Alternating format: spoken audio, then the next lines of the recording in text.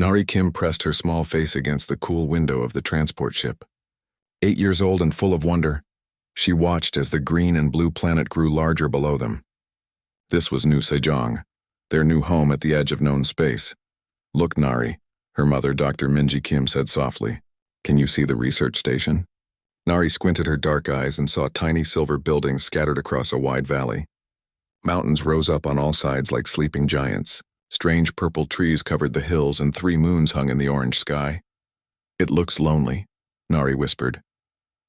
Her father, Dr. Hyun Kim, laughed and ruffled her black hair. "Not lonely, peaceful. We came here to study the plants and animals. This planet has creatures that exist nowhere else in the galaxy." The transport ship landed with a gentle bump. Nari grabbed her backpack and followed her parents down the metal ramp. The air smelled different here. Sweet like flowers, but also sharp like metal.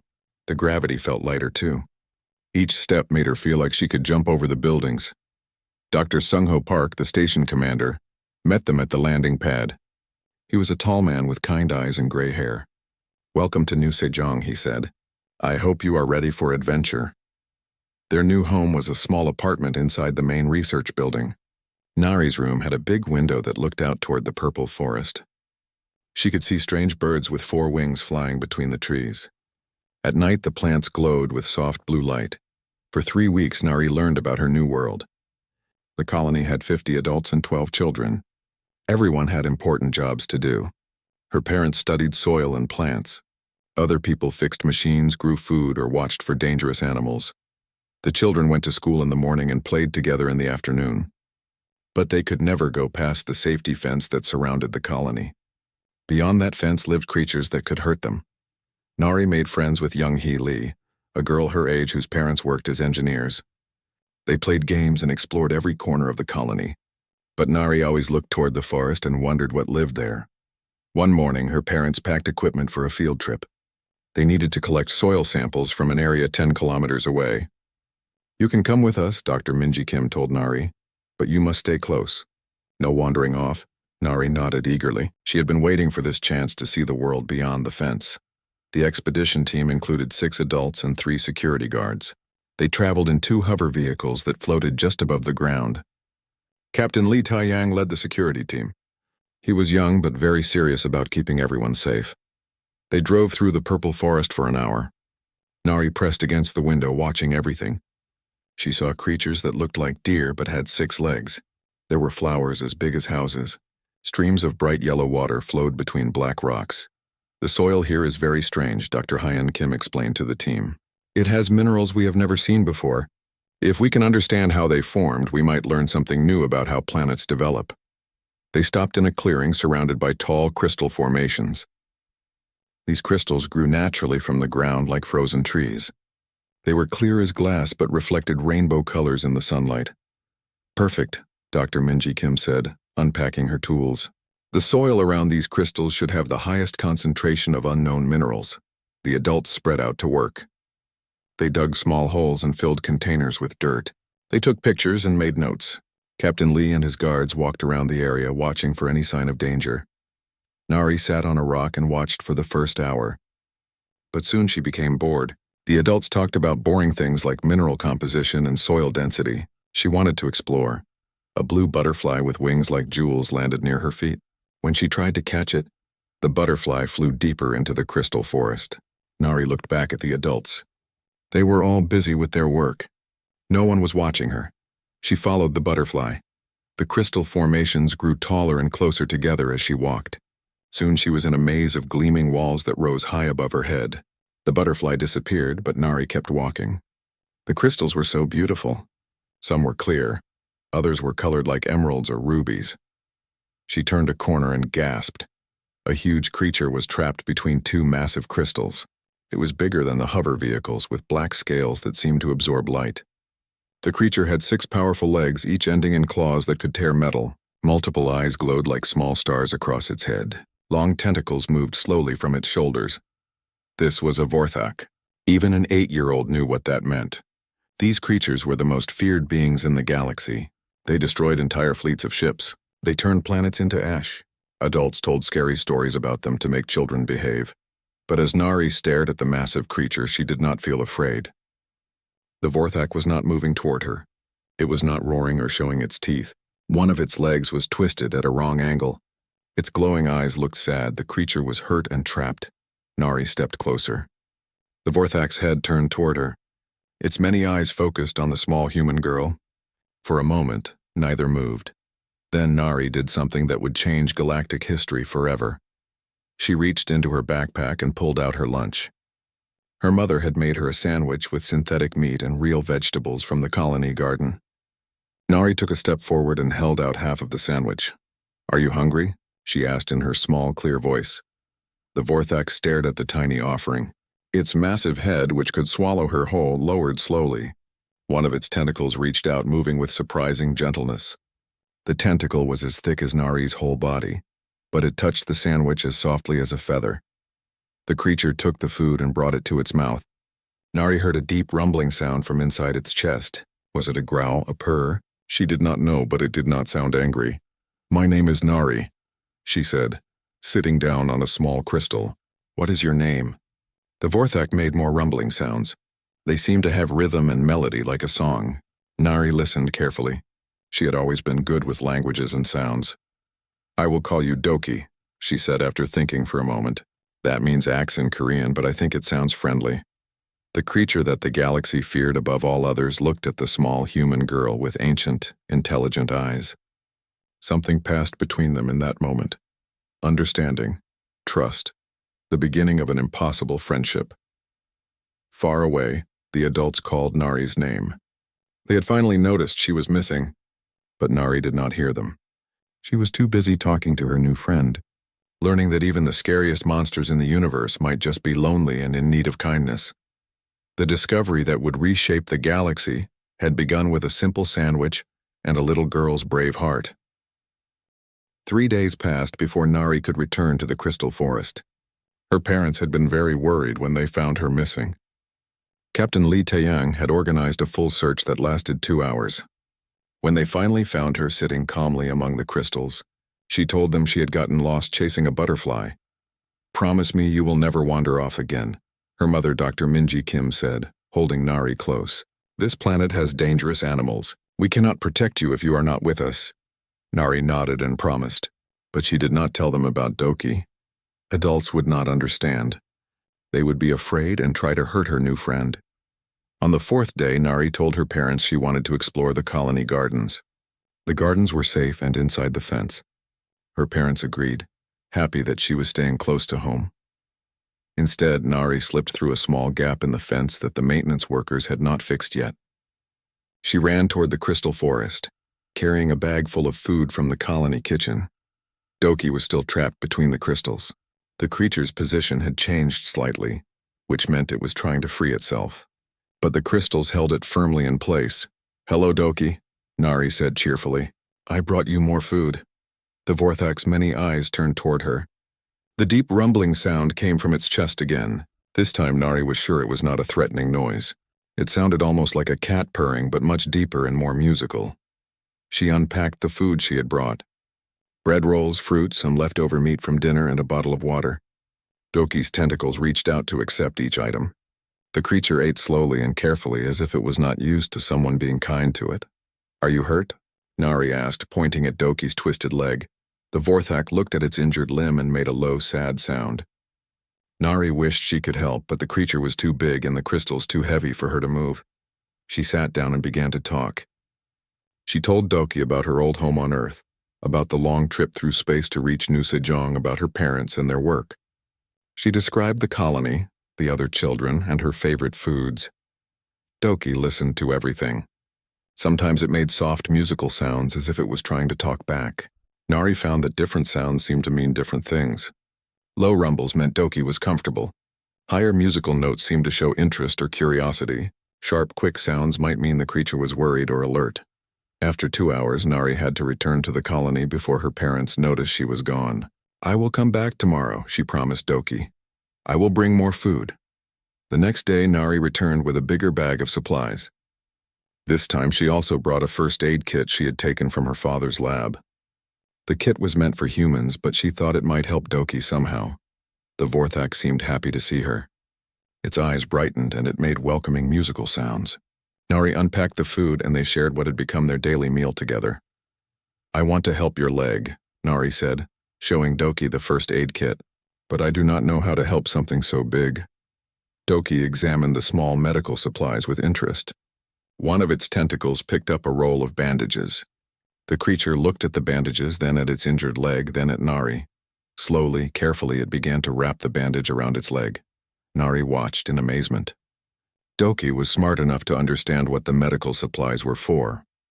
The creature was not just intelligent, it was very intelligent. Over the following weeks, their friendship grew stronger. Nari visited Doki every day.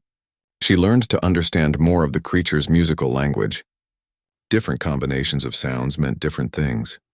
Doki could express happiness, sadness, curiosity, worry, and even humor. Doki also learned to understand human words. When Nari said food, the creature would look expectantly at her bag. When she said water, it would point to the bottle. When she said her name, Doki would make a special sound that seemed to be its way of saying Nari. The creature began to heal. Its broken leg grew stronger with rest and care. The sadness in its glowing eyes was replaced by something warmer. For the first time in what might have been centuries, Doki was not alone. Nari learned amazing things about her friend. Doki could change the color of its scales slightly, like a mood ring. Dark blue meant calm and happy. Purple meant curious. Red meant worried or alert.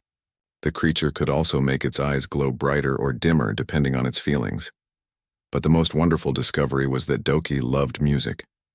When Nari sang songs from Earth, the creature would join in with its own musical sounds. They created beautiful harmonies together, mixing human melodies with Vorthak music. One day, as Nari was singing a lullaby her grandmother used to sing, something unexpected happened. The crystal formations around them began to glow softly and hum with musical tones. Doki's song was somehow making the crystals sing too. "Wow," Nari whispered. "How did you do that?" Doki made excited sounds and repeated the song. Again, the crystals responded with light and music.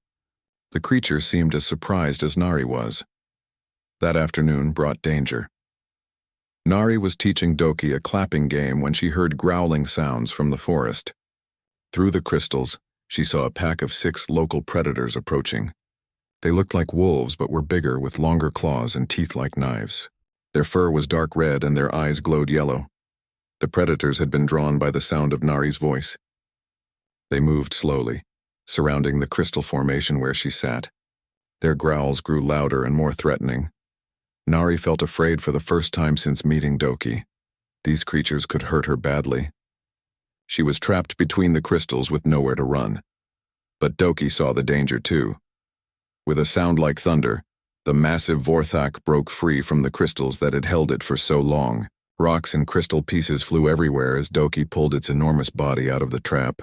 The creature's scales turned bright red, and its eyes blazed like stars. Doki placed its huge body between Nari and the predators. The Vorthak rose up to its full height and let out a roar that shook the ground. The sound was so loud and terrifying that birds flew away from trees a kilometer away. The local predators took one look at the massive creature protecting the human child and ran. They disappeared into the forest so quickly that Nari barely saw them go.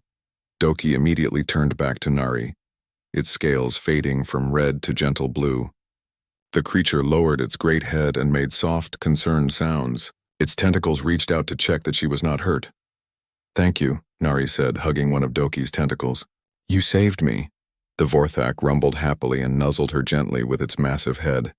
In that moment, Nari knew that she had not just made a friend. She had found a guardian who would protect her from anything in the universe. But their secret could not last forever. Back at the colony, Captain Li Taeyang was beginning to notice that Nari disappeared at the same time every day. Soon, he would start asking questions. The galaxy's most feared creature and a small human girl had formed a bond that defied everything the universe thought it knew about monsters and friendship. But their greatest challenges were still ahead. Captain Li Taeyang stood in the colony command center, studying the daily security reports. For the past week, something had been bothering him. The sensor readings from the crystal forest showed unusual activity patterns. Energy signatures that appeared and disappeared at regular times.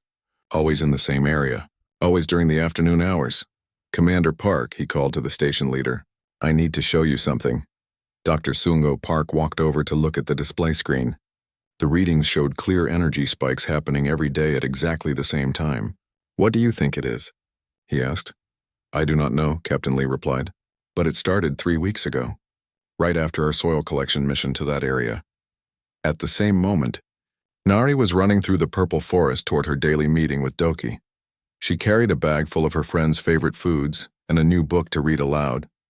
Over the past weeks, Doki had learned to love human stories, especially adventure tales about brave heroes. She found Doki waiting for her in a new place. The creature had moved away from the broken crystals to a wider clearing, where it had more room to move around. Its injured leg was completely healed now, and Doki could walk and even run normally. Hello, my friend, Nari said happily. I brought the story about the space pirates. Doki made excited musical sounds and lowered its head so Nari could climb up onto its neck. This had become their favorite way to spend time together. Nari would sit safely between two of Doki's neck ridges while she read stories or sang songs. As she read about brave captains fighting evil pirates, Nari noticed that Doki seemed worried about something. The creature's scales kept changing from blue to purple to dark gray. Its tentacles moved restlessly. What is wrong? Nari asked. Doki made low, troubled sounds.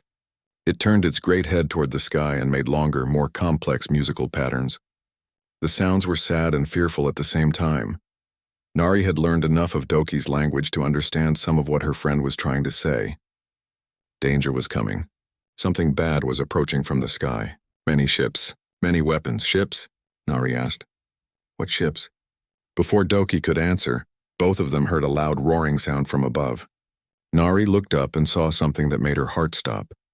Dozens of military ships were entering the planet's atmosphere. They were huge warships with heavy armor and massive weapons, the kind of ships that only came when there was serious trouble. Back at the colony, emergency sirens began to wail. All the adults ran to their emergency stations. Dr. Minji Kim and Dr. Hyun Kim rushed to find their daughter. Nari, her mother called. Where are you? But Nari was not in the colony. She was 8 kilometers away, sitting on the neck of the creature the warships had come to destroy. Admiral Jiwoo Park stood on the bridge of the flagship, looking down at the green planet below. Her jaw was set in a hard line. She had spent 20 years in the Galactic Defense Force, and she had seen what Vorthak could do to entire worlds. Admiral, her communications officer reported, we have confirmed Vorthak biosignatures on the planet's surface. One large individual approximately 15 meters in length. Just one? Admiral Park asked. Yes, ma'am. But you know what they say about Vorthak. One is enough to destroy a planet. Admiral Park nodded grimly. Begin preparation for orbital bombardment. We will sterilize a 10-kilometer radius around the creature's location. No chances. Commander Borahan, the admiral's second-in-command, looked uncomfortable. Ma'am, there is a human research colony on that planet. Should we evacuate them first?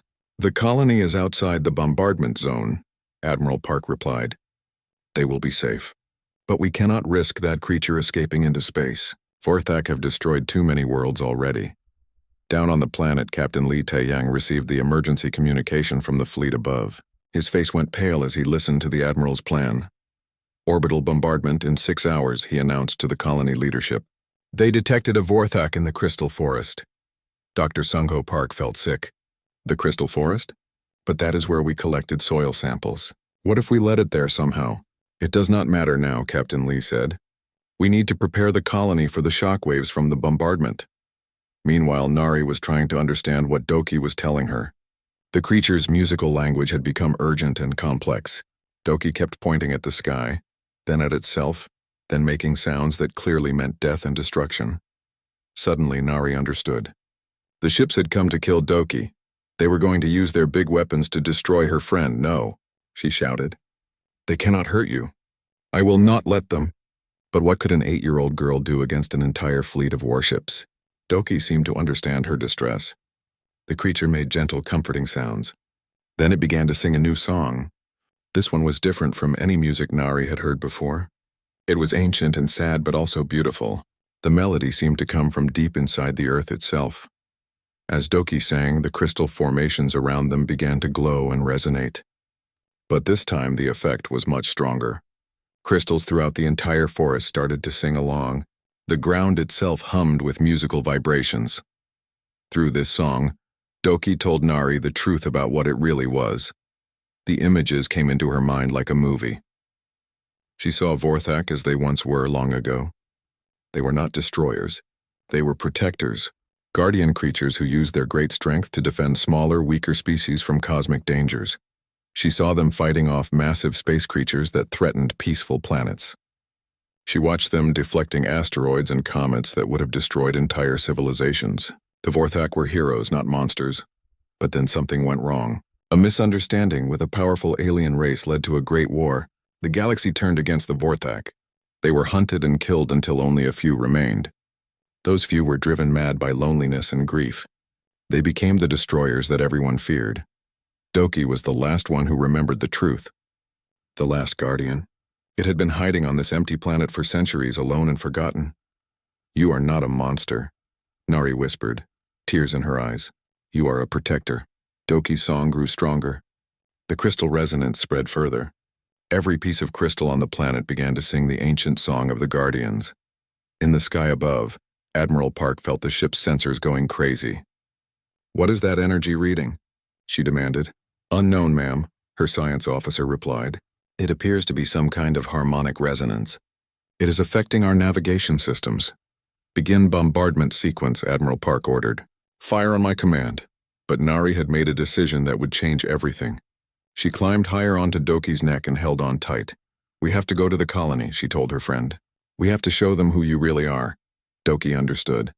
With a sound like thunder, the massive creature launched itself into the air.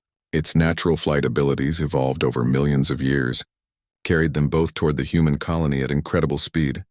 The sight of a small human girl riding on the back of a Vorthak appeared on every sensor screen in the fleet.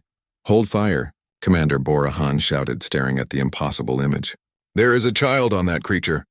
Admiral Park watched in shock as the galaxy's most feared monster flew gently toward the colony, carrying a human child as carefully as if she were made of glass. For the first time in her military career, Admiral Park did not know what to do. Below them, the colony erupted in chaos as Nari and Doki approached, but the little girl was not afraid. She knew that sometimes the most important thing you can do is show people the truth, even when that truth is hard for them to accept. The secret was out. Now the real test would begin.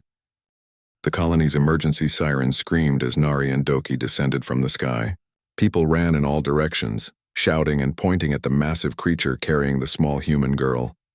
Security guards raised their weapons but hesitated to fire with Nari so close to the Vorthak. Doki landed gently in the main square, its powerful legs absorbing the impact without even a tremor. The creature carefully lowered its great head, allowing Nari to slide down safely to the ground. 50 colonists surrounded them in a wide circle, their faces showing fear, confusion, and disbelief. Children hid behind their parents. Adults whispered prayers and prepared to run. "Stay back," Captain Li Taeyang shouted, pointing his plasma rifle at Doki. "Everyone evacuate the area immediately." But Nari stepped forward, placing herself between the weapons and her friend. Her small voice carried clearly across the silent square. "Stop," she called out. "Please do not hurt Doki." "This is my friend, Nari." Her mother, Dr. Minji Kim, pushed through the crowd, tears streaming down her face. "Get away from that thing. Come to me right now." "Doki is not a thing," Nari said firmly. "Doki is good. Doki saved me from the forest wolves. Doki would never hurt anyone." Dr. Hyun Kim stepped forward slowly, his hands raised to show he meant no harm. "Nari, sweetheart, that creature is very dangerous. You do not understand what it is." "I understand better than anyone," Nari replied. "I know what everyone thinks about Vorthak. But everyone is wrong." Behind Doki, massive shapes appeared in the sky. Admiral Park's warships hovered overhead, their weapons aimed down at the colony square. The Admiral's voice boomed from speakers on the ships. "Attention colonists, move away from the Vorthak immediately. We are prepared to eliminate the threat." Dr. Sungho Park, the colony commander, activated his communication device. "Admiral, there is a child near the creature." "You cannot fire." "Then get the child away from it." Admiral Park's voice crackled back. "You have 5 minutes." Nari looked up at the ships, then at all the frightened faces around her. She knew she had to make them understand. Taking a deep breath, she began to tell Doki's story. Long ago, Vorthak were not monsters. she said in her clear, young voice. They were guardians. They protected planets and people from space dangers. Doki showed me the truth through songs and pictures in my mind. That is impossible, Captain Lee said. But his weapon was no longer aimed directly at Doki. Vorthak destroy everything they touch. Doki sensed that this was the moment to act. The creature began to sing the ancient guardian song, the same melody it had shared with Nari in the crystal forest. The sound was hauntingly beautiful, nothing like the terrifying roars people expected from a monster. As Doki sang, something amazing happened. The crystals embedded in the colony's buildings began to resonate and glow. The same crystals the colonists had been studying for months suddenly revealed their true purpose. They were not just pretty rocks. They were part of an ancient communication network left by the Vorthak Guardians. Dr. Junho Choi, the colony's xenopsychologist, stepped closer with his scanner. He had been studying alien minds for 15 years, and what he was seeing defied everything he thought he knew. Incredible, he whispered, reading his scanner's display. The creature's brain patterns show no aggression markers, no predator instincts. Instead, I am detecting complex emotional responses associated with highly intelligent, empathetic beings. That is impossible, said Commander Borahan, who had just landed with a small team from the fleet. Vorthak are killing machines. Look at the data yourself, Dr. Choi replied, showing his scanner to the military officer. This creature's mind is more like a dolphin's than a shark's. It shows protective instincts, not destructive ones. As if to prove his point, young Hee Lee, Nari's best friend, broke away from her parents and ran toward the Vorthak. Her mother screamed, but before anyone could stop her, the little girl reached out and touched one of Doki's massive claws. Everyone held their breath, expecting the worst. Instead, Doki made gentle, welcoming sounds and carefully moved its claw so Young Hee could pet it more easily. The creature's scales shifted to a warm blue color, and its eyes dimmed to a soft, non-threatening glow. It feels warm, Young Hee said in wonder, and it is humming like a cat. More children began to overcome their fear. They approached slowly, and Doki welcomed each one with patient gentleness. Soon, half a dozen young colonists were petting the galaxy's most feared creature, as if it were a giant, friendly dog, but the adults remained skeptical until something happened that changed everything. Dr. Minji Kim was checking her long-range sensors when she gasped. There is something approaching the planet, a large object on a collision course. She transferred the data to the main display screen. A massive asteroid, previously hidden behind one of the planet's moons, was heading directly toward New Sejong. It was big enough to destroy the entire colony and much of the surrounding continent. Impact in 47 minutes, Dr. Hyun Kim calculated quickly. We need to evacuate immediately. Our ships cannot move that many people in time, Commander Han said grimly. And we do not have weapons powerful enough to destroy an asteroid that size. Admiral Park's voice came over the communication system. All ships prepare for emergency evacuation. Save who you can. But Doki had already detected the approaching danger with senses far superior to human technology. The creature had been trying to warn them through its songs, but no one had understood. Now Doki acted. The massive Vorthak spread the wing-like membranes along its sides and launched itself into the sky. Within seconds, it was flying toward the asteroid at speeds that made the human ships look slow. Everyone watched on their screens as Doki approached the giant space rock. The creature positioned itself in front of the asteroid and began to sing. But this was not the gentle song it had shared with Nari. This was a song of power that resonated through space itself. Engineer Somi. Yoon monitored the readings in disbelief. The creature is generating a gravitational field, she announced. It is actually manipulating the asteroid's trajectory. Slowly, gradually, the massive space rock began to change course. Doki's song grew stronger, and the gravitational effects intensified. The asteroid that would have destroyed the colony was pushed into a safe orbit around the planet. When Doki returned to the colony square, exhausted but triumphant, the silence was complete. Admiral Park's ships landed, and she walked out to stand before the creature that had just saved thousands of lives. Her weapons remained holstered. I have spent my entire career hunting Vorthak, she said quietly. I believed they were destroyers. It seems I was wrong. Dr. Sungho Park stepped forward. If this creature could detect the asteroid when our sensors could not, And if it has the power to deflect cosmic threats, then maybe the old stories were backwards. Maybe Vorthak were never the danger. Maybe they were protecting us from dangers we could not even see. Nari walked over to Doki and hugged one of its great tentacles. I told you Doki was good, she said simply. Sometimes the scariest looking things are actually the nicest. You just have to be brave enough to say hello. Admiral Park looked at the small girl who had befriended the galaxy's most feared creature. Young lady, I think you may have just prevented a war and started a new age of understanding. As the sun set over New Sejong, humans and Vorthak sat together in the colony square for the first time in galactic history. Children played games with Doki's tentacles while adults asked questions and took careful notes. The truth was finally beginning to emerge. The galaxy's greatest monsters might actually be its greatest protectors, and it had taken an 8-year-old girl's courage and kindness to show everyone the difference between what something looks like and what it really is. But this was only the beginning. News of the friendship between Nari and Doki would soon spread across the galaxy, and not everyone would be happy about it. 2 weeks after the asteroid incident, life in New Sejong had changed completely. The military ships had departed, but Admiral Park left behind a small diplomatic team led by Commander Borahan. For the first time in galactic history, humans were officially studying how to communicate and cooperate with a Vorthak. Doki had made a home for itself in the hills near the colony. The creature built a comfortable resting place among the purple trees where it could see the human settlement, but also have privacy when needed. Every morning, colonists would see the massive form moving gracefully between the trees. No longer a source of terror, but a reassuring presence. Nari's parents had gone through many difficult conversations about their daughter's extraordinary friendship. Dr. Minji, Kim spent sleepless nights worrying about the dangers, while Dr. Hyeon Kim filled notebooks with observations about the unprecedented interspecies bond. I still cannot believe our 8-year-old daughter befriended a creature that the entire galaxy fears, Dr. Minji Kim said one morning over breakfast. She saw what we could not, Dr. Hyun Kim replied. Sometimes children understand things that adults miss because they look with their hearts instead of their fears.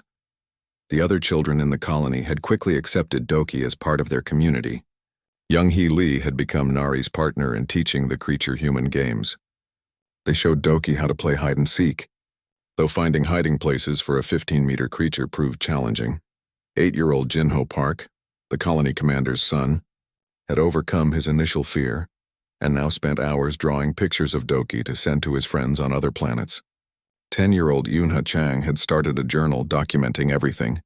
She learned about Vorthak behavior and intelligence, but the biggest change came when Nari made an unusual request. I want Doki to take me to school, she announced one morning at breakfast. Her parents looked at each other in surprise. What do you mean? Her mother asked. The school building is 4 kilometers away through the forest, Nari explained.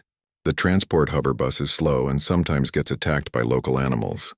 But if I ride on Doki's back, I can get there quickly and safely. Dr. Hyun Kim nearly choked on his coffee. Absolutely not. That is far too dangerous. But Doki is the safest way to travel, Nari protested. Nothing in this forest would dare attack a Vorthak, and Doki would never let me fall or get hurt. Teacher Soonho Kim was even more shocked when Nari's family brought the request to him. The school building served all the children in the colony, and the daily transport ride was already a carefully planned security operation. A Vorthak flight to school? Teacher Kim repeated, making sure he had heard correctly. That is impossible. What if the creature decides to fly away with her? What if it becomes aggressive? Doki would never hurt me, Nari said firmly. And Doki likes it here. This is Doki's home now, too. Commander Han, who had been studying Vorthak behavior for 2 weeks, surprised everyone by supporting the idea. The creature has shown perfect safety instincts, she reported. It moves slowly and carefully when the child is near. It checks the ground before landing. It even tests the weather conditions before flying. Pilot Hyunwoo Chang, who flew the regular school transport, was curious about the idea. I have been watching the creature's flight patterns, he admitted. It flies more smoothly than our vehicles, and it definitely knows this terrain better than our navigation computers. After much discussion, the adults agreed to a test flight. Nari would ride Doki to school once, with the regular transport following as backup. The first morning of the experiment, half the colony gathered to watch. Nari climbed onto Doki's neck and settled into her favorite spot between two protective ridges. She wore a safety harness that attached to Doki's natural backplates. "Ready?" she asked her friend. Doki made gentle musical sounds and checked the wind conditions. The creature's takeoff was so smooth that Nari barely felt any movement. They rose slowly into the morning sky, flying just above the treetops. The flight to school took only 12 minutes instead of the usual 45-minute ground trip. Doki landed in the school's play area with perfect precision, lowering its head so Nari could slide down safely. "That was amazing," young Healy shouted, running over with the other children. "How did it feel to fly?" "Like floating on a cloud," Nari said happily. "Doki is the best pilot in the galaxy." Teacher Kim had been worried about having a massive Vorthak near his school building. But Doki solved that problem by flying to a nearby hilltop, where it could watch the school from a safe distance. The creature would wait there all day, occasionally singing soft songs that the children could hear during outdoor playtime. After a week of successful school flights, the arrangement became official. Nari became the first human child in galactic history to have a Vorthak as her personal transportation. But the real surprise came when other children asked if they could fly with Doki too. "I want to try," young Healy said one afternoon. "Can Doki carry two people?" Nari looked at her friend thoughtfully. "I will ask." When she presented the question to Doki, the creature examined young He carefully. It made questioning musical sounds and gently touched the girl with one tentacle. After a few minutes, Doki made sounds that clearly meant yes. The next morning, both girls rode to school on Doki's back. The creature adjusted its flying style to accommodate the extra passenger, moving even more carefully than usual. Soon, Jinho Park and Yuna Chang were also making regular flights. Doki seemed to enjoy having multiple young passengers and developed special musical songs for each child. The adult colonists began to see benefits beyond just transportation. Children who rode with Doki arrived at school happy and excited, ready to learn. The flight time became a special period for the kids to talk about their plans for the day and share their thoughts with their Vorthak friend, Dr. Junho. Choi documented remarkable changes in the children's behavior. "They are more confident, more curious about the world, and more willing to try new things," he reported. Befriending a creature that adults fear has taught them that they can handle anything. Engineer Somi Yoon studied Doki's natural flying abilities and made important discoveries. "The creature can detect weather changes hours before our instruments," she noted. "It has built-in navigation systems more advanced than our technology, and its gravitational sense allows it to avoid dangerous air currents that our vehicles cannot even detect." Pilot Chung began learning from Doki's techniques. "Watching how it reads wind patterns has made me a better pilot," he admitted. Sometimes the best teachers are not human. The most important change was in how the colony viewed their relationship with the planet itself. With Doki as their protector and guide, they felt more connected to their new world. The Vorthak could sense things that human instruments missed: underground water sources, unstable ground, approaching storms, and even the emotional states of local wildlife. "Doki is like having the planet's own guardian watching over us," Dr. Sungo Park observed during a colony meeting. "We are not just living on this world anymore. We are part of it." As autumn arrived on New Sejong, the sight of children flying to school on the back of a Vorthak had become as normal as any other part of daily life. Nari would wave to the adults below as Doki carried her and her friends through the morning sky. But beyond the colony, word of their friendship was spreading throughout the galaxy. Soon, representatives from dozens of worlds would come to see this impossible partnership for themselves. The little girl who had shared her sandwich with a trapped creature had created something that would change how the galaxy thought about monsters, friendship, and the courage to see beyond appearances. But their greatest adventures were still ahead. 3 months after Doki's arrival, New Sejong received visitors from across the galaxy. The news of a human child befriending a Vorthak had spread through space communications faster than anyone expected. What started as a simple friendship between Nari and Doki had become the most talked-about story in galactic history. Ambassador Minho Seo arrived first, representing the Terran Diplomatic Corps. He was a serious man with gray hair who had spent 30 years managing relationships between humans and alien species. but nothing in his experience had prepared him for what he found on New Sejong. "I came here expecting to find a dangerous situation that needed immediate control," he told Dr. Sung-Ho Park. "Instead, I find children playing games with the galaxy's most feared creature." The ambassador watched in amazement as Nari and her friends climbed onto Doki's back for their morning flight to school. The massive Vorthak moved with such gentle care that the children treated the experience like riding a friendly dragon from their storybooks. "How is this possible?" Ambassador Seo asked Commander Borahan, who had remained on the planet to document the unprecedented relationship. "The child saw something that the rest of us missed," Commander Han replied. She looked past her fear and found friendship. "Now we are all learning that everything we thought we knew about Vorthak was wrong." Within a week, more ships arrived. Representatives from the Andromedan Council, the Spiral Arm Federation, and dozens of individual worlds came to see the impossible friendship for themselves. The small research colony suddenly found itself hosting the most important diplomatic gathering in recent galactic history. Dr. Yunbi Shin, a Terran counselor known for her work in interspecies relations, arrived with a team of xenobiologists and psychologists. She interviewed Nari extensively, trying to understand how an 8-year-old had accomplished something that adult diplomats considered impossible. "When you first saw Doki, were you not afraid?" Dr. Shin asked during one of their conversations. "I was a little scared," Nari admitted, but Doki looked sad and hurt. "I thought being kind was more important than being scared." "And now? Are you ever afraid when you fly with Doki?" Nari shook her head firmly. "Doki would never let anything bad happen to me. Doki is my best friend in the whole galaxy." Dr. Shin documented every detail of their relationship. Her reports would later become required reading in diplomatic schools throughout human space. But not all the attention was positive. General Dong Yun, Lim of the Zephyrian military coalition, arrived with a fleet of warships and a list of concerns.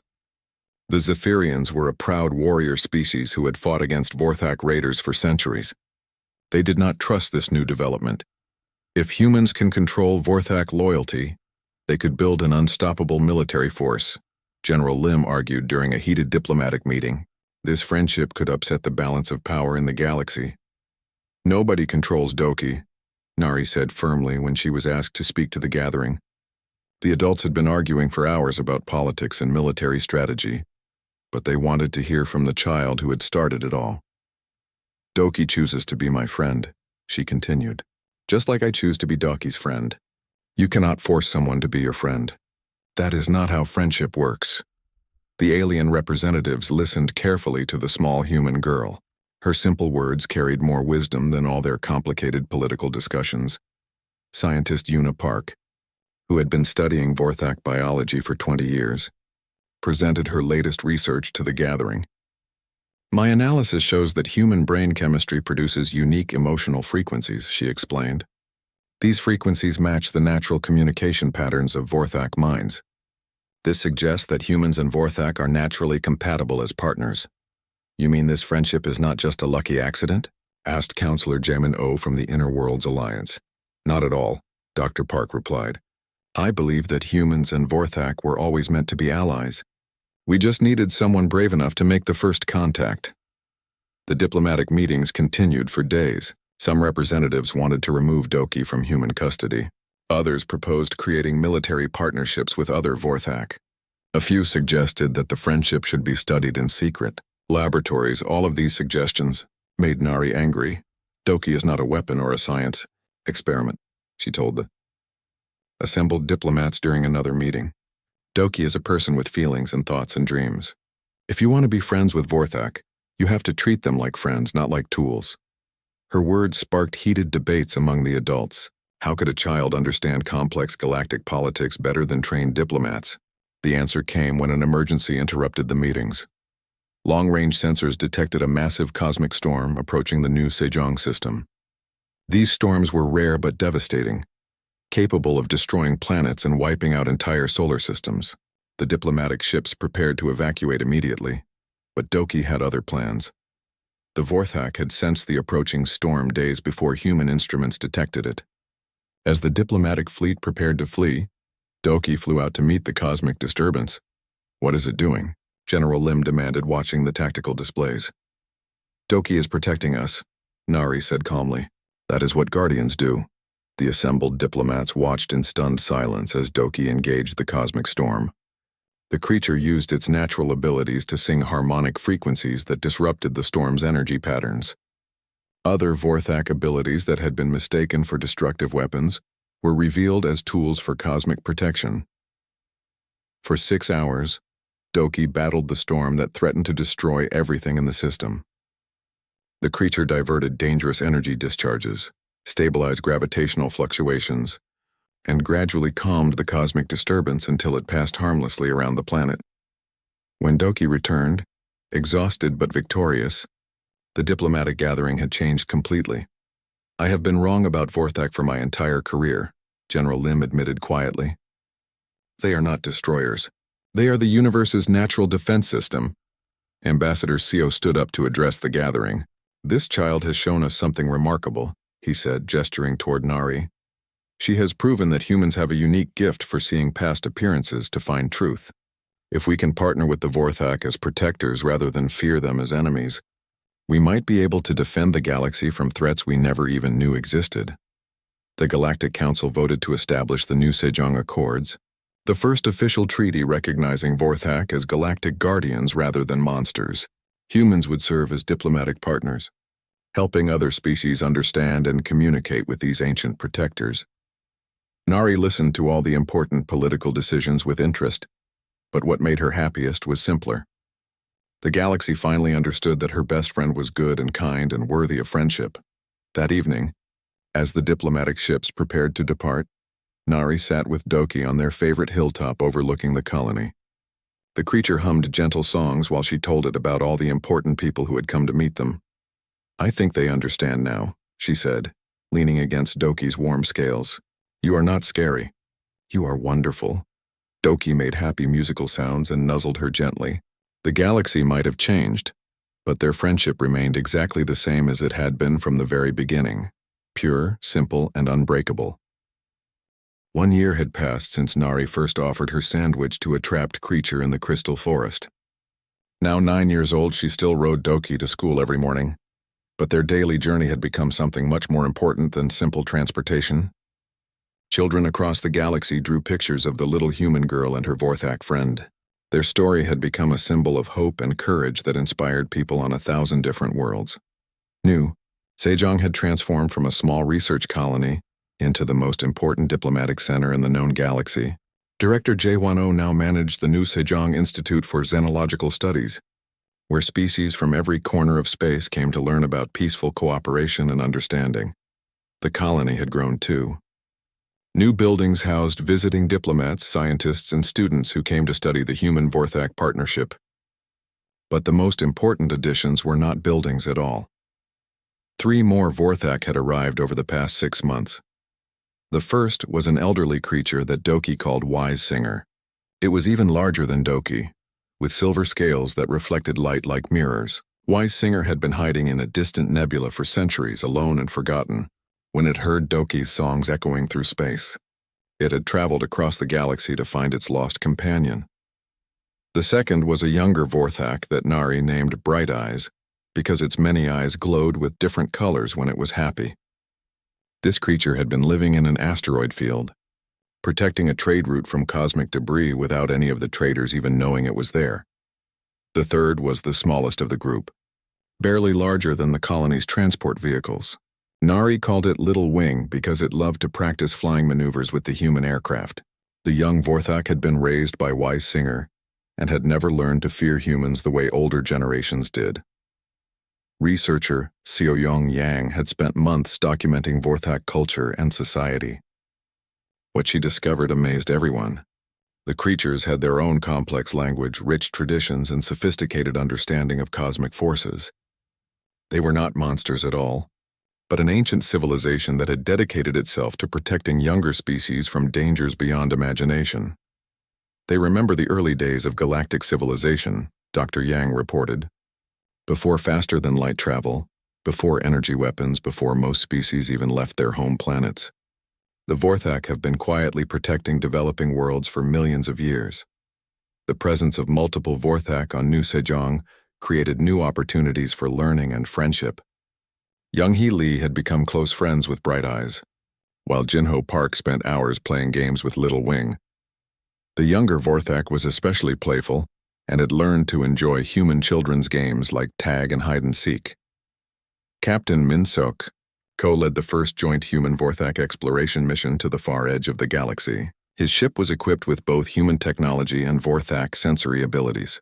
Doki served as both guide and protector, helping the crew navigate dangerous regions of space that had been forbidden to travelers for centuries. We discovered 17 planets that support life, Captain Ko reported upon his return. But more importantly, we found evidence of threats that no human sensors could detect. Space creatures larger than battleships, cosmic phenomena that could destroy entire systems, gravitational anomalies that trap unwary ships. The Vorthak have been protecting us from dangers we never even knew existed. The exploration missions revealed why certain areas of space were considered cursed or dangerous by galactic travelers. These regions were not naturally hazardous. They were hunting grounds for cosmic predators that the Vorthak had been quietly eliminating for millennia. Principal Heian Cho had redesigned the colony school curriculum to include lessons about Vorthak culture and cosmic guardianship. Students learned that strength was not about what you could destroy, but about what you chose to protect. The children who studied alongside the Vorthak developed a deeper understanding of their place in the universe. Our students are growing up with a completely different view of the galaxy, Principal Cho observed. They do not see differences between species as barriers. They see them as opportunities for friendship and learning. The new Sejong model began spreading to other worlds. Colonies that had previously been isolated and vulnerable started requesting Vorthak guardians. But the ancient creatures could not simply be assigned like security guards. They had to choose their human partners the same way Doki had chosen Nari. The selection process was remarkable to watch. Vorthak could sense the emotional patterns and intentions of humans from great distances. They were drawn to people who showed genuine kindness, courage, and openness to friendship. Children were almost always preferred, partners because they had not yet learned to fear what they did not understand. The Galactic Council officially recognized the Vorthak as cosmic guardians, with full rights and protections under galactic law. The new Sejong Accords established protocols for human Vorthak partnerships and created funding for joint protection missions throughout the galaxy. General Dong-Yun Lim, who had initially opposed the partnership, became one of its strongest supporters after his own world was saved by a Vorthak guardian. "I spent my whole career fighting the wrong war," he admitted during a council meeting. "We should have been working with them all along." But for all the political changes and galactic implications, Nari's daily life remained wonderfully normal. Every morning she would climb onto Doki's back for the flight to school. They would soar above the purple forest, watching the 3 moons set and the orange sun rise. During these flights, Nari would tell Doki about her lessons, her friends, and her dreams for the future. "When I grow up, I want to be an explorer like Captain Ko," she told Doki one morning as they flew towards school. "I want to visit new planets and meet new friends." Doki made musical sounds that clearly meant the creature would be happy to carry her anywhere in the galaxy she wanted to go. The other children in the colony had their own dreams. Young-hee Lee wanted to become a scientist and study cosmic phenomena with Bright Eyes. Jinho Park planned to be a diplomat and help more species become friends with the Vorthak. Yuna Chang dreamed of being a pilot and learning to fly as gracefully as the Vorthak did. As autumn returned to New Sejong, marking the anniversary of Nari and Doki's friendship, the colony prepared for a special celebration. Representatives from dozens of worlds would attend the first annual Friendship Festival, celebrating the partnership that had changed the galaxy. But the most important moment came not during the formal ceremonies, but on a quiet evening when Nari and Doki sat together on their favorite hilltop. "Do you remember when we first met?" Nari asked, now tall enough to reach some of Doki's lower eyes when the creature lowered its head. Doki made the gentle rumbling sound that meant yes, followed by a complex melody that spoke of loneliness transformed into joy, fear replaced by trust, and isolation ended by friendship. "I am glad I shared my sandwich with you," Nari said, hugging one of Doki's tentacles. "You are the best friend anyone could ever have."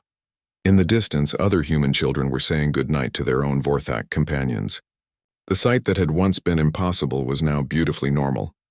The galaxy's most feared creatures were tucking human children safely into bed, humming lullabies that echoed across the stars. The story that began with a small act of kindness had become the foundation for a new age of galactic peace. Humans and Vorthak worked together to protect developing civilizations, defend against cosmic threats, and explore the farthest reaches of space. And every morning, as Nari rode Doki through the sky above New Sejong, the galaxy became a little bit brighter, a little bit safer, and a lot more friendly. The little girl who had seen a monster and chosen to offer friendship instead of fear had given the universe something precious. Proof that the greatest adventures begin not with weapons or technology, but with an open heart and the courage to say hello to someone who looks different from yourself. As the stars appeared in the evening sky, Nari and Doki watched the lights of ships carrying human Vorthak teams to distant worlds. Their friendship had lit a spark that spread across the galaxy, showing everyone that the most powerful force in the universe was not destruction or conquest, but the simple magic of unexpected friendship. The galaxy would never be the same, and that was exactly as it should be.